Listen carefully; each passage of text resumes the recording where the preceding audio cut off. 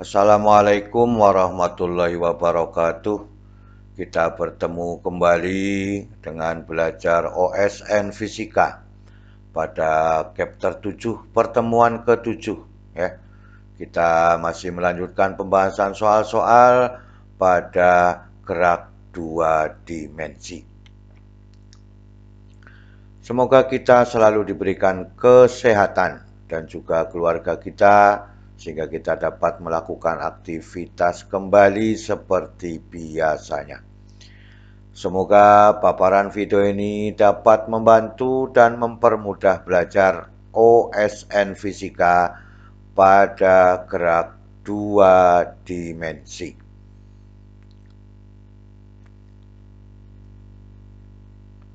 Kita lihat pada soal nomor 1. Seorang pemain ski melompat dengan membentuk sudut 30 derajat dan lajunya 10 meter per sekon. Kemudian ia mendarat dan menempuh jarak sejauh L. Ini ya, di sini. Pada bidang miring, lihat gambar ya. Ini gambarnya. Jika sudut kemiringan bidang 45 derajat, tentukan jarak L yang ditempuh. Asumsikan G sama dengan 10 meter per sekon kuadrat, kemudian sin 37 0,6. Maka nanti cos 37 0,8 kan gitu. Pada gambar ini berarti kita sudah punya dua posisi terhadap sudut 45 derajat dan pada sudut 37 derajat kan itu. Posisi pemain ski. Maka dengan demikian inilah bentuk gambarnya. Jadi ini posisi menurun ya. Maka bertanda negatif L negatif L sin theta terhadap posisi bidang miring. Maka kalau terhadap posisi mendatar pada bidang miring adalah L sama dengan L cos theta. Maka terhadap theta ini dikatakan bentuk arahnya mendatar. Maka X sama dengan siapa? Sama dengan V, kan itu, sama dengan V cos theta, kan gitu seharusnya. Posisi di sini ya terhadap bidang miring dan posisi terhadap theta-nya. Maka dan demikian L-nya sama dengan berapa? V0-nya 10 meter per sekon, theta-nya adalah 37, V-nya adalah 45 derajat. Maka dengan demikian sin-nya 3/4 ya boleh. 37 adalah 3/4 adalah 0,6 ya. Maka 4/5 0,8 kan gitu ya. Kita lihat pada sumbu X pada pemain ski ya. Maka X-nya ya, ini L besar seharusnya ada apa-apa lah ya. Maka X sama dengan L cos theta ini ya. Yang terhadap P-nya ya, terhadap V-nya ya. Maka dengan demikian persamaannya menjadi ya L sama X sama dengan L cos 45 derajat, maka menjadi L per 2 akar 2. Ini posisi terhadap terhadap kemiringannya ya. Sekarang kita lihat posisi pada sudut 37 derajat. Maka dengan demikian X sama dengan V0 cos theta dikalikan dengan T ya. Karena pemain ski itu juga melakukan gerak mendatar, maka dengan demikian V0 cos theta dikalikan dengan T. Maka dengan demikian ya X sama dengan V0 ya cos 37 dikalikan dengan T. Cos 37 adalah 4/5. Maka dengan demikian V0-nya adalah 10, 4/5 dikalikan dengan T, maka X-nya jarak mendatar pada acuan theta adalah 8T ya. Maka dengan demikian ya kita bisa mengambil faktornya berapakah waktu yang dibutuhkan, maka X pada mendatar terhadap theta, X pada kemiringan V-nya. Maka dengan demikian 8T sama dengan L per 2 akar 2. Maka dengan demikian L akar 2 dibagi 16 ini dikalikan silang menjadi 16. Jadi waktu yang dibutuhkan pada waktu dia mau meloncat sampai meloncat dalam arah mendatar itu waktunya T sama dengan L akar 2 dibagi dengan 16. Paham ya? Kita lanjutkan. Pada sumbu Y pemain seki itu ya terhadap sumbu Y ya, kalau terhadap sudut V-nya adalah Y sama dengan negatif L sin theta. Tadi sudah bilang arahnya adalah apa? Menurun, maka L-nya bertanda negatif L sin V ya. Maka dengan demikian ya, negatif L sin 45 derajat ya pada sudut bidang miring ya, terhadap bidang miring, maka Y-nya sama dengan negatif L dibagi 2 akar 2. Jadi yang mendatar positif, yang vertikal adalah negatif L akar 2 dibagi dengan 2. Pada sumbu Y untuk terhadap tetanya, maka persamaannya seperti pada gerak parabola, yaitu Y sama dengan V0 sin theta dikalikan T dikurangi setengah GT dikuadratkan. Maka dengan demikian ya, ini adalah V0 sin 37T dikurangi setengah GT dikuadratkan. Maka dengan demikian tadi sudah ada faktornya ya, bahwa L akar 2 dibagi 16, Y-nya digabungkan ya. Maka dengan demikian kita hitung dulu satu persatu di sini ya.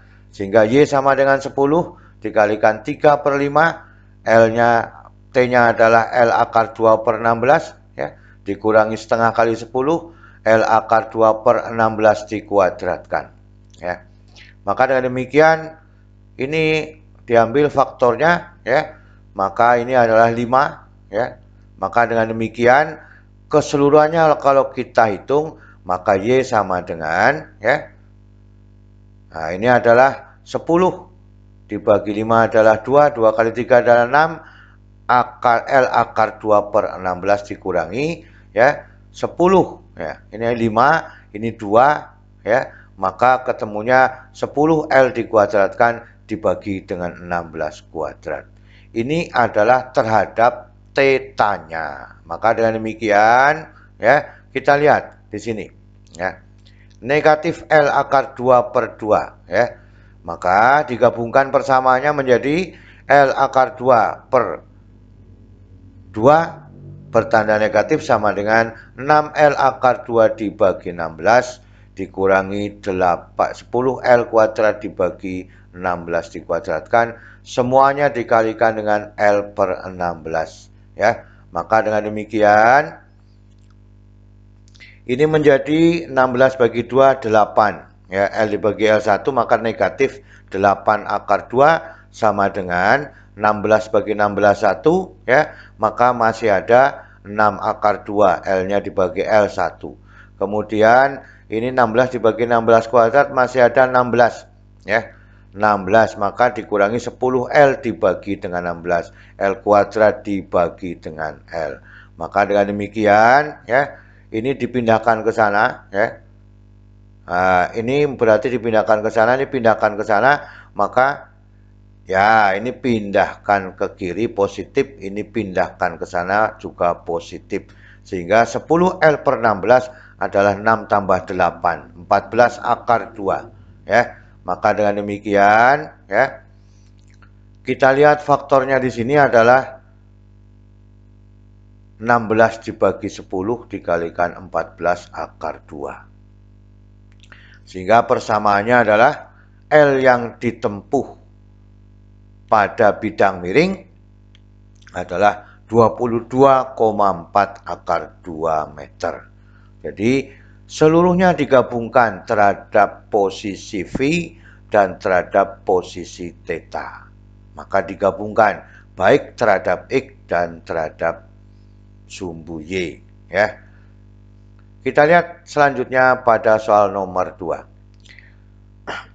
Percepatan gravitasi dapat diukur dengan melemparkan sebuah bola ke atas dan mengukur interval waktu saat benda melewati titik A dan titik B di sini ya. Melewati titik A dan titik B memiliki interval tinggi adalah H ya. Ketika benda naik dan turun titik B ya, ketinggiannya H ya di atas A. Misalkan titik A menunjukkan interval waktu benda melewati titik A, ya, berarti dari awal pelemparan di sini, ya, ketika bergerak naik dan ketika bergerak turun kembali, ya, itu disebut dengan TA, kan itu. Ini naiknya ke sini dan pada waktu dia turun setelah melewati titik B, saat melewati titik B. Misalkan titik B menunjukkan interval waktu benda melewati titik B ketika bergerak naik sini, ya. Kemudian ketika turun kembali maka kembali ke titik A, ya. Asumsikan percepatan gravitasi adalah konstan. Tunjukkan bahwa percepatan gravitasi bumi G sama dengan 8H dibagi TA kuadrat dikurangi dengan TB dikuadratkan. Kita lihat satu persatu, ya. Ini adalah titik A, titik acuan dari B, ya. Dengan ketinggian H. Berarti di sini titik A acuannya, maka B memiliki ketinggian H. Titik A, TA sama dengan interval waktu melewati titik A, ya. Kemudian TB interval waktu benda melewati titik B, ya. Maka G adalah percepatan konstan sehingga gambarnya menjadi demikian. Maka hanya diambil di bawah titik, ya, di bawah titik A, ya, di bawah titik A jadinya. Maka TA-nya kembali seperti semula, maka di sini Y-nya sama dengan 0, ya. Menjadikan demikian, sama saja akhirnya, kan itu. Kita lanjutkan. Posisi benda pada waktu tinggi maksimum, ya, setelah melewati B, ya, maka saat terjadi maksimum, maka Y sama dengan V0T dikurangi setengah GT dikuadratkan. Maka Y maksimumnya adalah V0 kuadrat dibagi dengan 2G.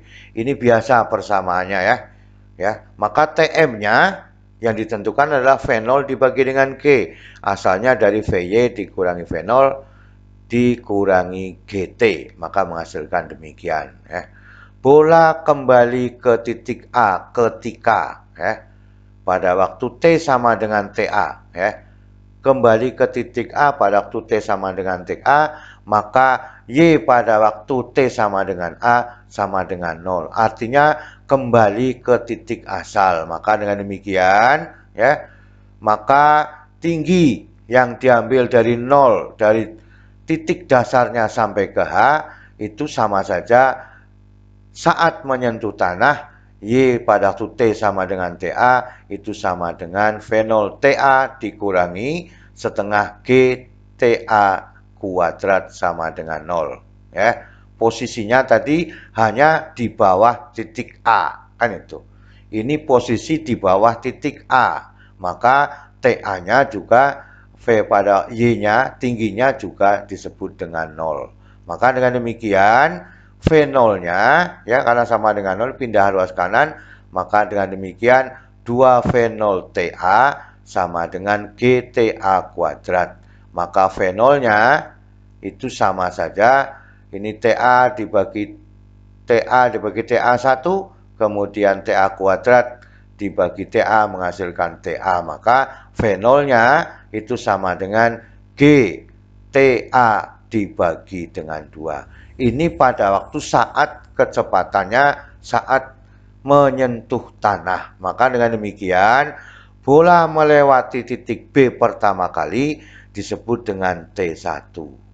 Maka T1-nya adalah interval dari mana? Dari TA dikurangi dengan TB dibagi dengan 2. Tadi sudah dikatakan di dalam grafik tadi, TA, ya, kemudian melewati TB adalah selisihnya tingginya adalah H. Berarti ada pengurangan waktu awal dikurangi dengan waktu akhirnya. Maka dengan demikian, posisi benda pada H dari titik acuannya berarti dari TA lagi, ya. Karena ini TA dikurangi dengan TB. Maka dengan demikian, ya, H sama dengan Y pada waktu T1, ya, interval ini, ya.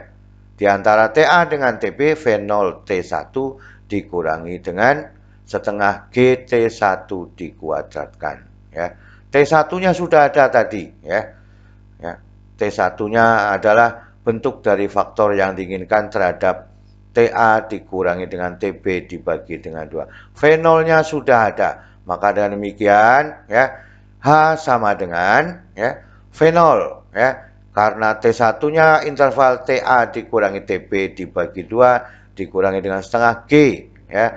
TA dikurangi TB dibagi 2 kuadrat. Maka dengan demikian ya fenol perkalian TA dikurangi TB dibagi 2 ya.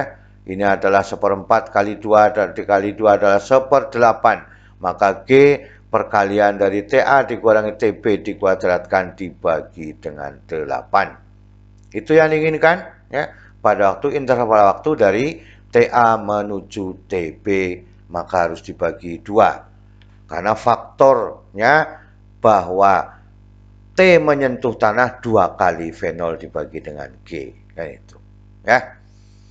Maka dengan demikian dimasukkan ini fenolnya ya. Ini dimasukkan fenolnya adalah GTA dibagi dengan 2 maka hanya sama dengan GTA dibagi dengan 2 kemudian perkalian dari TA dikurangi TB dibagi dengan 2 sama dengan G perkalian dari TA dikurangi TB dikuadratkan dibagi dengan 8. Kita ambil perkaliannya semua sehingga kalau urekan satu per satu TA kuadrat ya maka ini ya GTA kuadrat dibagi 4 ya.